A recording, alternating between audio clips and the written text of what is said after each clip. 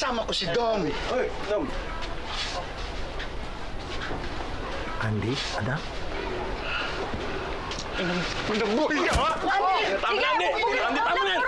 Ayan, sige! Andy, tama na! Diba? Hindi, bakit ba? Hoy! Ang tata ka na!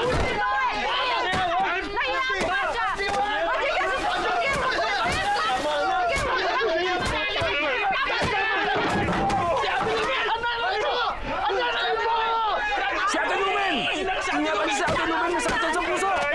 Maring, kumuha ka ng tubig! Dali! Dali! Maring! Tulungan mo ako! Alam mo, Ray, para wala nang gulo, umalis na kayo. Umuwi na kayo!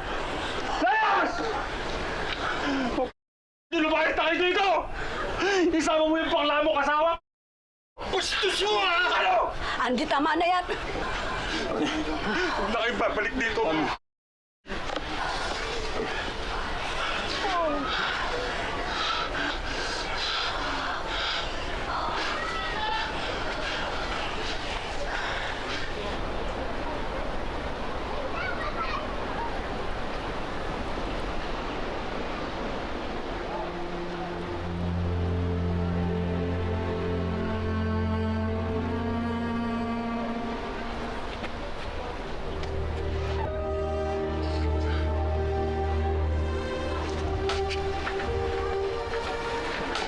Kuya.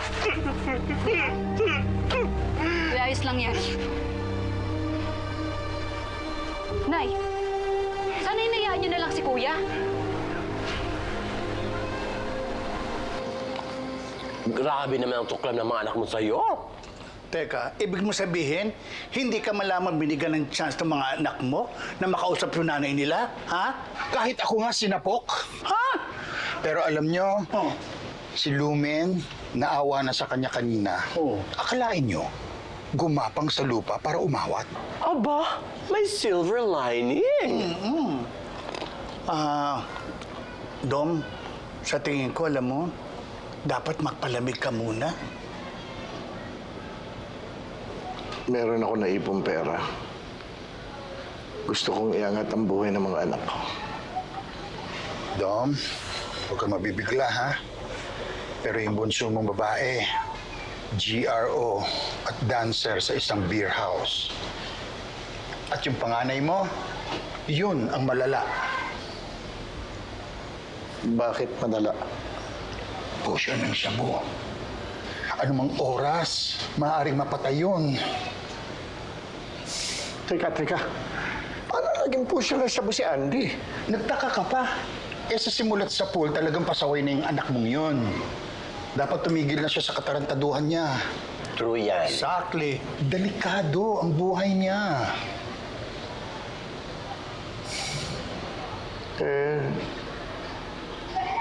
Yung isang anak ko pa, si Peter.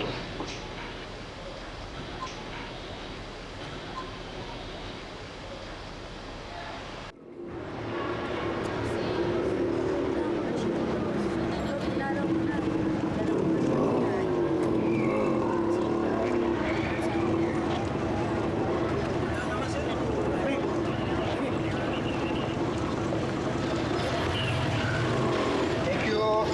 Ray, siguro naman hindi ako itataboy ni Peter. Mula ko, hindi kanya bubugbugin.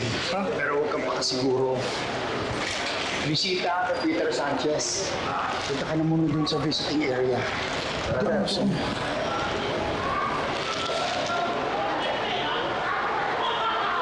Peter Sanchez, may bisita ka. Peter! Peter, dumating ang tatay mo.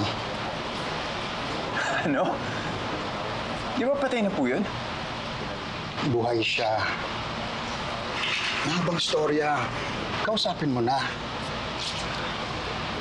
Peter! Ano, sa bisita ano ba kayo mag-uusap? Oo, sige na, sige na.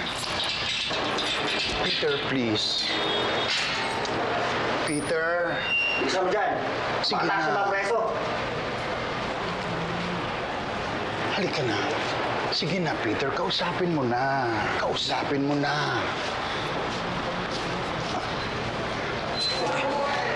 Sige na. Sige, mauna ka na.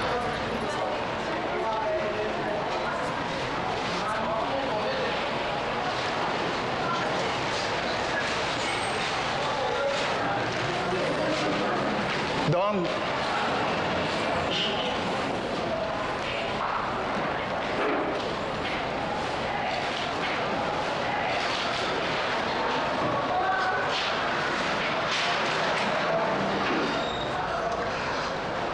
Peter, anak. Sandali.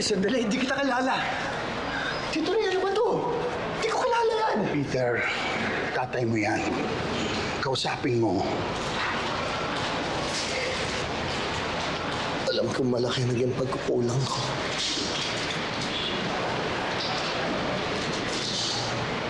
Sana mapatawad mo. Anak, Lumaki akong hindi kita nakita. Halika na, doon na tayo mag-usap. Halika na. Sige na, Dom. Peter, halika na.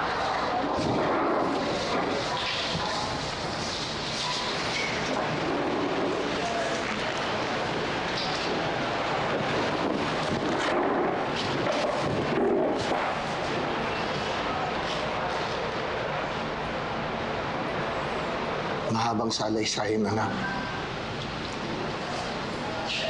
Isang araw, ikukwento ko sa iyo lahat.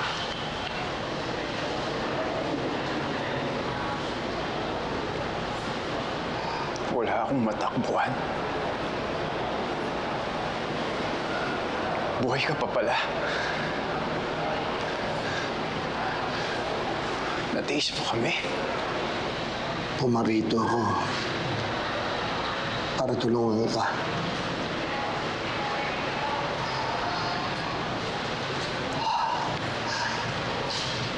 Grade 1 ka lang nung huli kita makita. Oo nga eh. Ngayon, 30 anyos na ako. Ano na nga trabaho mo? Bago ka napasok dito. Naging working student yan. Hanggang second year college yan. Self-supporting. Tapos naging waiter sa Manila Hotel. Di ba, Peter? Wow. Manila Hotel. 7 taon siya nagtrabaho doon. Hanggang sa na-frame up siya dito sa kaso niya.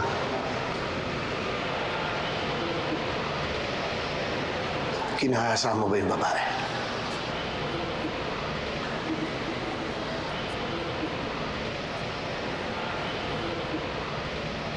Anak, kailangan kong marinig mismo sa'yo.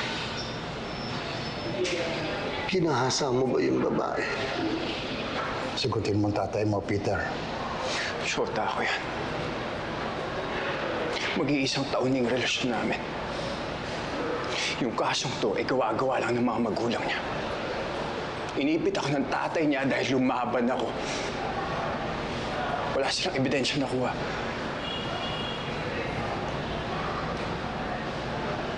Dahil daw hindi maganda yung kinabukasan ng anak nila sa akin. Yun. Naniniwala ako sa'yo, anak.